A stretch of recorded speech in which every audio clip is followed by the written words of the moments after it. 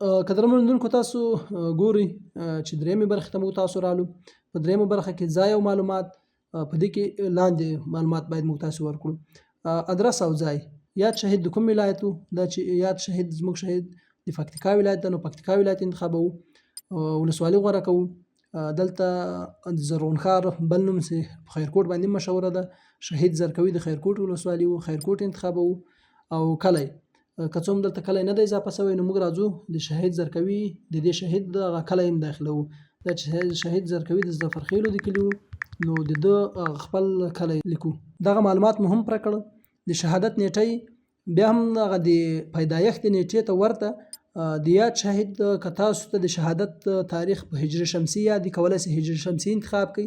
که په هجري قمري یادي کولی شئ په هجري قمري ولیکئ، او که په میلادي یاد وي تاسو کولی شئ په میلادي باندې ولیکئ. دا چې د شهید تاریخ له ما سره په هجري شمسي ده، نو زه هجري شمسي انتخابوم.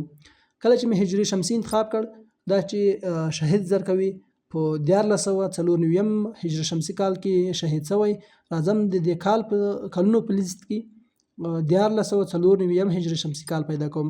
چې کال مو انتخاب کړ، بیا راځم میاشتې ته.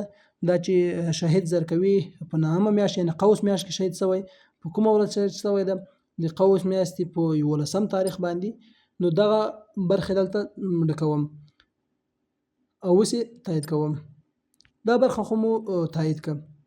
دلته قدرمن لیدونکو یوه بله برخه تاسو وینئ، د شهادت پر وخت یې عمر 22 کاله، او دغه 22 کاله په خپله دغه پلیټ فارم یې ورکوي. د پیدایښت له کال او د شهادت کال ترمنځ څومره موده چې تېره شوې ده، دا په خپله مستقیما پلیټ فارم موږ تاسو ته راباسي. د شهادت پر وخت یې عمر 22 کاله و. دې لاندې یوه بله خانه ده، د شهادت وخت. یاد شهید د ورځې په کوم وخت کې شهید شوی؟ سهار ټیم ده، ماښام ټیم ده، او که شپه ده. دا چې شهید زرکوي د سهار په ټیم کې شهید شوی، نو زه دلته سهار لیکم. د شهادت ځای، مثلا دلته هغه ځای چې دی پکې شهید شوی ده، هغه معلومات باید تاسو ځای پر ځای کړي.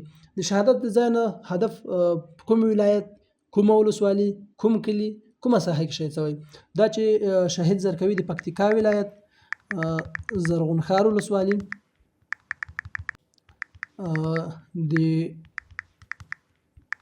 پاندخیلو په کلي کې شهید شوی، نو زه راځم په دې برخه کې دغه معلومات ورکوم. شهید زرکوي د شهادت ځای پکتیکا ولایت زرغون ښار ولسوالي د پاندخیلو کلی ده. د شهادت ډول په دې خانه به تاسو کلیک وکړئ. دلته مختلف د شهادت ډولونه دي. د شهید هغه څه چې دی ورباندې شهید شوی ده، په کومه وسیله دی شهید شوی ده، له کومې وسیلې له طریقه دی شهید شوی، مثلا استشهادي کړې وه، کمینو، بمبارو.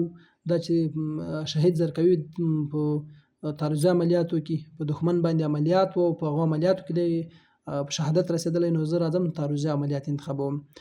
د قبر معلومات له دې نه وروسته دلته یو بل اپشن دی، د قبر معلومات.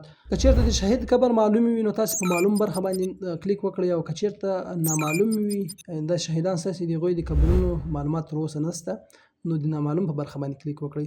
دا چې د شهید زرکوي قبر معلوم ده، زه په معلوم برخه باندې کلیک کوم. کله چې معلومه برخه باندې کلیک وکړ، نو اوس هغه ادرس ورکوم. دا چې شهید زرکوي د پکتیکا ولایت زرغون ښار ولسوالي د ظفرخیلو د کلي په هدیره کې د قبر شتون لري، نو دغه مې په دې برخه کې ولیکل. بل تاسو کولی شئ دغه معلومات د نقشې له لارې هم دغه پلیټ فارم ته داخل کړئ. په دې برخه د نقشې له لارې انتخاب، په دې برخه باندې کلیک وکړئ. تاسو کولی شئ دغه معلومات په دغه نقشه کې پیدا کړئ، هغه ادرس پیدا کړئ او دلته یې ثبت کړئ. نو په دې اپشن باندې کلیک کوم تر څو بلې برخې ته ولاړ شم.